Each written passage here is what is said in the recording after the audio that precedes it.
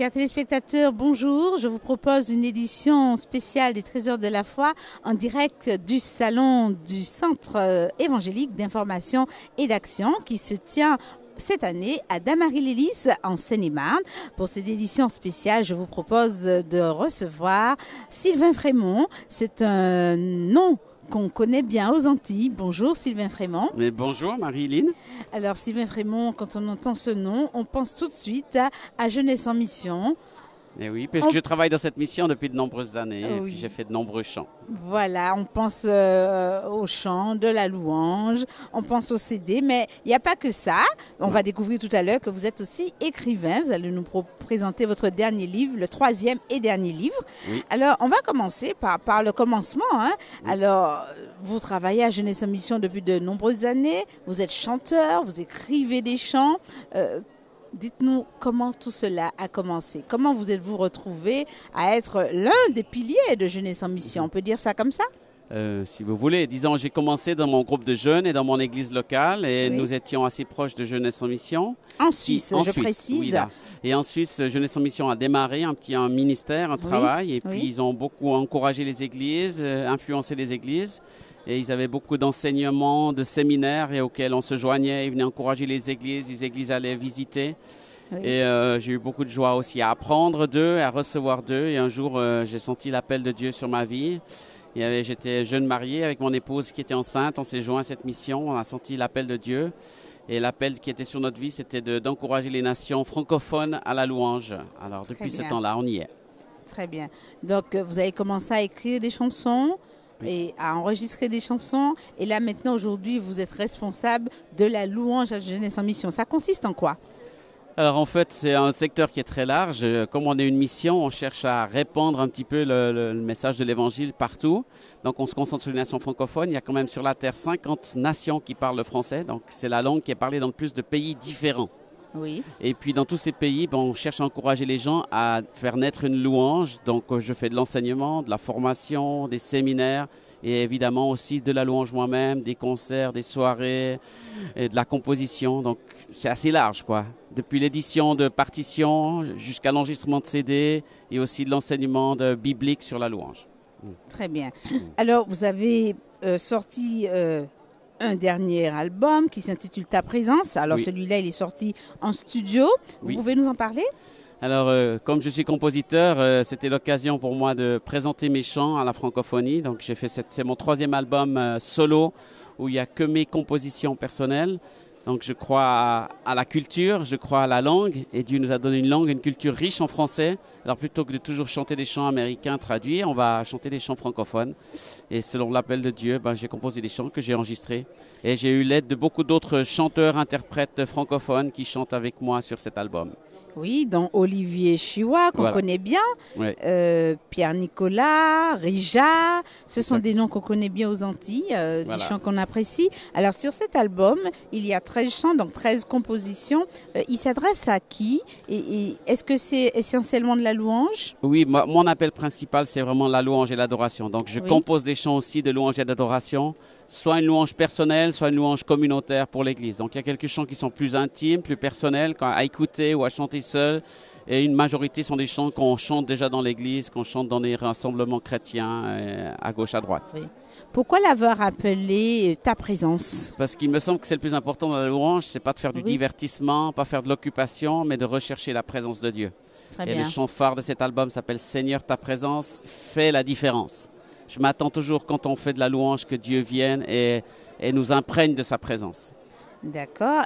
Alors, on va présenter maintenant 2 autres albums que vous avez enregistrés en live avec l'Église sans frontières à Montréal. Donc, c'est un enregistrement de Jeunesse en mission en public. Rendons gloire au Père. Oui. Alors, c'est depuis de nombreuses années, une de mes spécialités, c'est de faire de la louange en public avec le groupe Louange Vivante. Parce que j'aime beaucoup vivre la louange avec le peuple de Dieu, pas être tout seul à chanter dans mon studio, mais à ce que le peuple se joigne à la louange. Et c'est pour ça qu'on a fait beaucoup d'albums en public sous le titre de Louange Vivante. Et ça, ce sont les 2 derniers qu'on a enregistrés lors d'une convention à Montréal il y a 3 ans. Et puis il y a Rendons gloire au Père et Plus fort que tout. Plus fort que tout, c'est Ces aussi... 2 ont été enregistrés lors du même événement, Mais comme il y avait assez de chants et tout un programme, on a pu faire 2 albums différents, qui existent aussi d'ailleurs en DVD, où il y a les images du groupe et des danseurs aussi qui participent à la louange, parce que j'aime bien encourager tous les arts aussi à participer à la louange. Très bien. Donc, 2 albums d'enregistrement en live. Le groupe Louange Vivante, c'est un groupe suisse également? Oui, c'est un groupe suisse, mais c'est un groupe qui évolue au cours des années. Je dirais plus qu'un groupe, c'est un concept. C'est une idée de mettre ensemble beaucoup de talents dans la louange. Donc j'ai des chanteurs, des musiciens différents qui varient au cours des années. Certains sont toujours là, d'autres changent. Mais en tout cas, le concept, c'est que ce soit des gens qui sont impliqués dans la louange, qui savent ce que c'est la louange, l'adoration et qui sont au service de ce ministère dans leur église locale aussi. Pourquoi l'avoir enregistré à Montréal? Est-ce que c'est une demande particulière? Non, c'était vraiment sur mon cœur parce que le Québec est beaucoup sur mon cœur. J'ai fait 17 voyages au Québec depuis plus de 20 ans et chaque fois que je vais là-bas, je sens un appel du Seigneur à servir cet endroit qui a été souvent délaissé par la francophonie. Donc encourager la langue française en Amérique du Nord et bénir les gens là-bas. Donc, à force d'avoir été tant d'années, j'avais envie de leur donner l'occasion de vivre aussi un enregistrement et puis de donner un temps avec la louange du public québécois qui chantait avec moi pendant ces chants. Donc, c'est pour ça qu'on a fait cet événement là-bas. Très bien. Alors, vous avez parlé d'un appel que Dieu vous a appelé à la louange, à conduire le peuple dans la louange. Vous écrivez des morceaux de louange. Comment vous écrivez? Est-ce que, dites-nous tout. Comment vous viennent ces paroles qui seront chantées par des congrégations entières, par des groupes de jeunes? Comment vous écrivez vos chansons de louange? En fait, la plupart de mes chants naissent d'une inspiration. On dit pour la composition, il faut l'inspiration. L'inspiration, elle peut venir dans la prière, elle peut venir dans la lecture de la Bible, elle peut venir à l'écoute d'un message ou dans la rencontre avec quelqu'un. Il y a une idée, une étincelle. Puis à partir de là, je travaille. On dit dans les cours de composition que je donne aussi 5% d'inspiration, 95% de transpiration. Donc la suite, c'est du travail, c'est se mettre au piano, c'est se mettre derrière un ordinateur, c'est écrire des notes et aussi travailler avec d'autres personnes. J'ai souvent des personnes autour de moi comme Rolf Schneider, qui est un ami de longue date, qui compose aussi beaucoup de chants Jeunesse en Mission et d'autres. Et on étudie les chants ensemble. Je partage ma composition qui est peut-être aboutie à 80%. Pour le dernier 20%, il va m'aider sur certains mots, sur certains textes, certains accords. Et puis on améliore les choses comme ça. Et je fais de même pour ses compositions, pour la composition d'autres chants. Donc il faut une idée, une inspiration de l'esprit, mais ensuite il y a du travail. Très bien, très bien. Alors, quel conseil donneriez-vous à tous ceux qui nous écoutent, qui sont impliqués dans la louange, tous nos jeunes qui voudraient servir Dieu dans ce domaine? C'est un beau ministère, c'est passionnant parce qu'on se connecte à ce qui se passe dans le ciel finalement. Le ministère qu'il y a dans le ciel, c'est l'adoration. Donc quand on est dans ce service-là, quelque part on touche le ciel. Mais c'est aussi quelque chose qui est très sérieux, très important. Il ne s'agit pas juste de faire de la musique pour le plaisir, pour se divertir, quoi. On touche à quelque chose de précieux pour Dieu. Donc il faut qu'on soit vraiment très engagé, très impliqué et qu'on comprenne la valeur de la louange. Pour moi, la louange, c'est un trésor. Les Lévites, dans l'Ancien Testament, ils prenaient soin des trésors du temple. Donc la louange, ça montre que c'est un trésor précieux et qu'il ne faut pas le prendre à la légère. C'est plus que de la musique de divertissement, que passer un bon moment ensemble et d'être content, de taper dans les mains et de passer à autre chose. C'est vraiment un moment intense de communion avec Dieu. Donc j'encourage tous les musiciens à prendre ça au sérieux et à se former, à lire des livres, à faire des formations, des séminaires, à se joindre aussi à d'autres et à avancer, aller plus loin. Ne vous satisfaisez pas de ce que vous savez déjà, parce qu'il y a plus dans l'adoration. Il y a beaucoup plus. C'est un domaine très vaste et on peut creuser très profond dans ce domaine-là. Aujourd'hui, beaucoup de personnes font des concerts de louange. On entend la louange à toutes les sauces. Il y a des soirées de louange.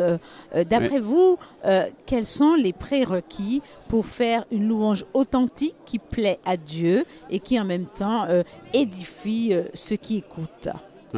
C'est une très bonne question. Ça susciterait un grand séminaire de plusieurs heures, mais je dirais dans l'essentiel, pour moi, ce qui est important, c'est de réaliser que le plus important, c'est d'être en connexion avec la présence de Dieu. Le mot louange maintenant est utilisé à toutes les sauces. Et des fois, on parle de louange. Pour moi, ce n'est pas la louange. Dans le sens où c'est pas donné à Dieu. C'est pas quelque chose qu'on offre tous ensemble à Dieu. La louange dans la Bible, telle qu'elle est décrite, c'est un moment où le peuple offre quelque chose ensemble à Dieu.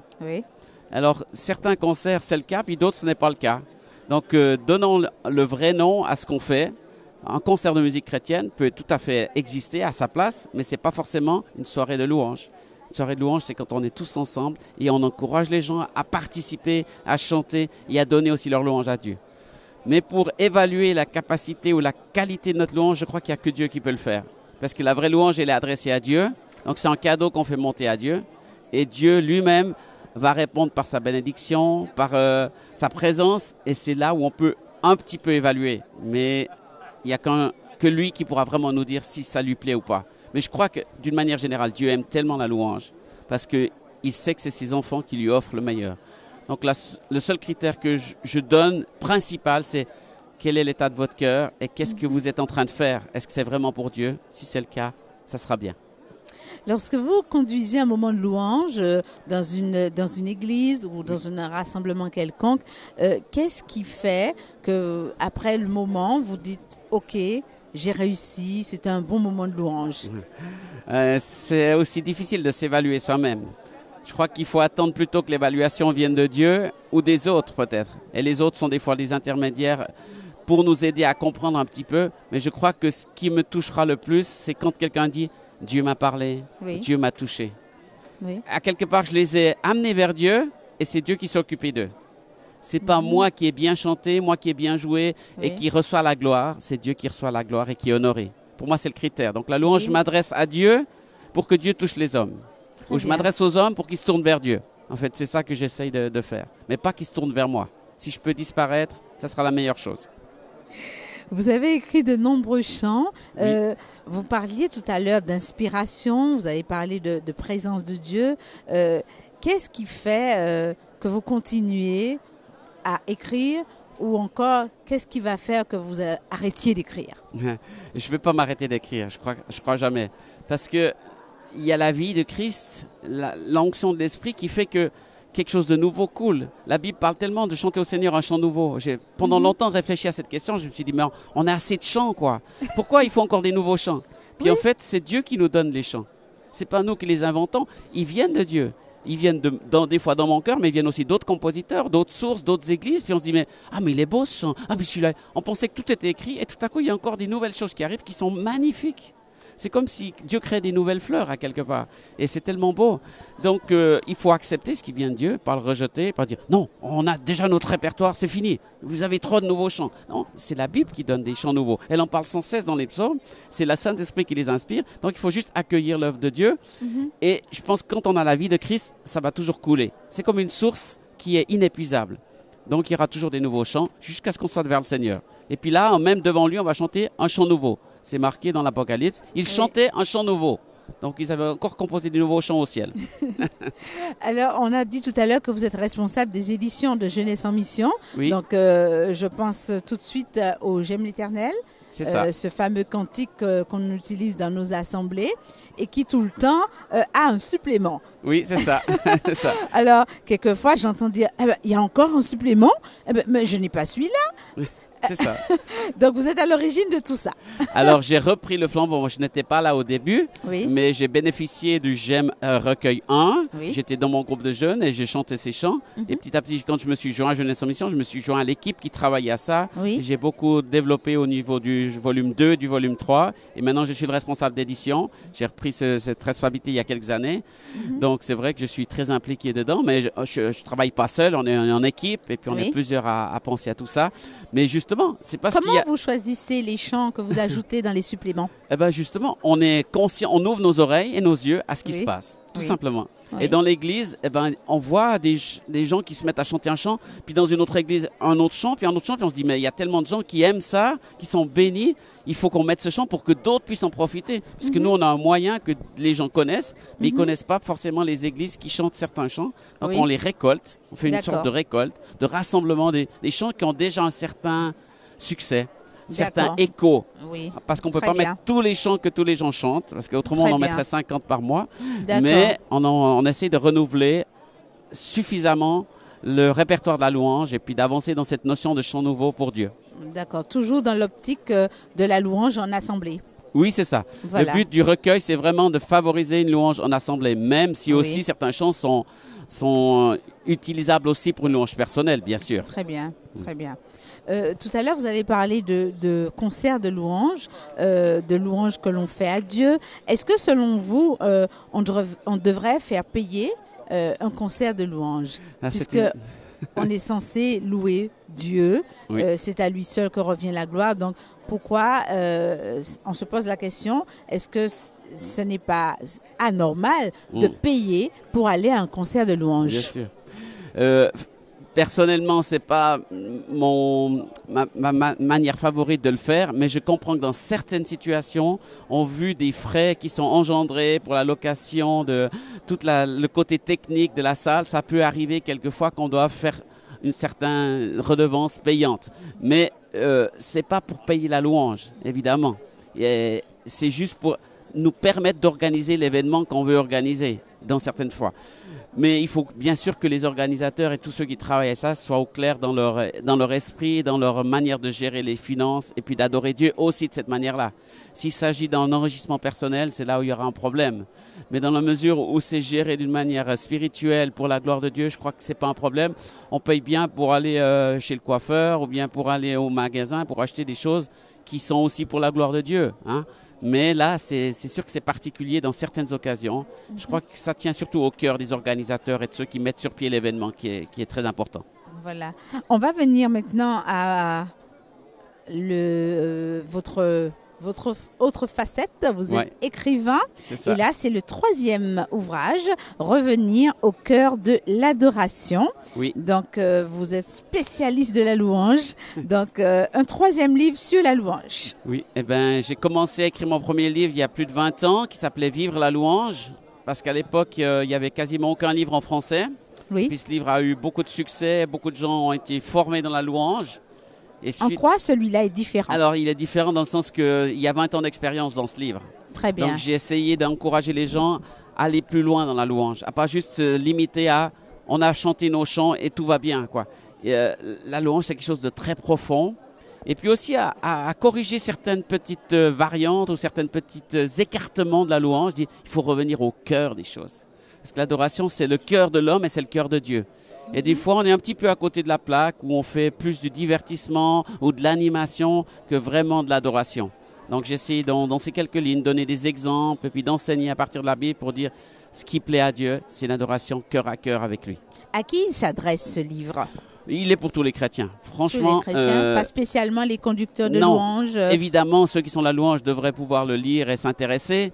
Mais je crois qu'il s'adresse aussi à des pasteurs, à des anciens et à même des membres d'église qui, des fois, n'ont pas toute la compréhension du tableau général de la louange. Ils sont là, ils chantent, ils sont contents que quelqu'un soit devant pour les entraîner, mais ils n'ont pas compris la force de leur propre louange personnelle. Qu'est-ce qui, selon vous, fait que l'on s'écarte de ce qui devrait être fait, de la louange authentique? Qu'est-ce qui peut nous distraire? Bon, il y a plusieurs choses. Une des premières choses, c'est souvent, des fois peut-être le manque de connaissances. Le peuple périt faute de connaissances. Oui. Le peuple n'est pas au courant de ce qu'est vraiment l'adoration ou de la portée de l'adoration. Mais aussi parce qu'on a certaines habitudes dans notre vie qui ne sont pas une consécration totale à Dieu et qui fait qu'on prend la louange à la légère. C'est comme si on aimait notre épouse ou notre mari d'une manière un peu distante, quoi. Alors qu'un vrai couple qui s'aime a une intimité et vit en amour passionné. Avec Dieu aussi, l'adoration, c'est le reflet, je dirais, de notre passion pour Dieu. Et c'est le moment de l'intimité qu'on vit avec lui et que Dieu attend finalement avec chacun de ses enfants. Sylvain Frémont, merci pour toutes ces bonnes paroles au sujet merci de la louange. Nous avons été ravis de vous recevoir sur ce mini-plateau en direct du Centre évangélique d'information et d'action, une édition spéciale des Trésors de la foi qu'on aura plaisir à voir aux Antilles. Merci d'être venu sur ce plateau. Avec un immense plaisir, c'est une grande joie et puis j'espère bientôt vous revoir tous une fois aux Antilles et de pouvoir louer Jésus avec vous. Mais bien sûr, et on sera ravis de vous recevoir dans les studios de Graphé TV en Martinique. Merci, à bientôt. Merci encore. Merci à vous, chers téléspectateurs, de nous avoir suivis. C'est la fin de cette édition spéciale des Trésors de la foi en direct du CEIA de Damary-Lélis. Bonne soirée sur Graphé TV.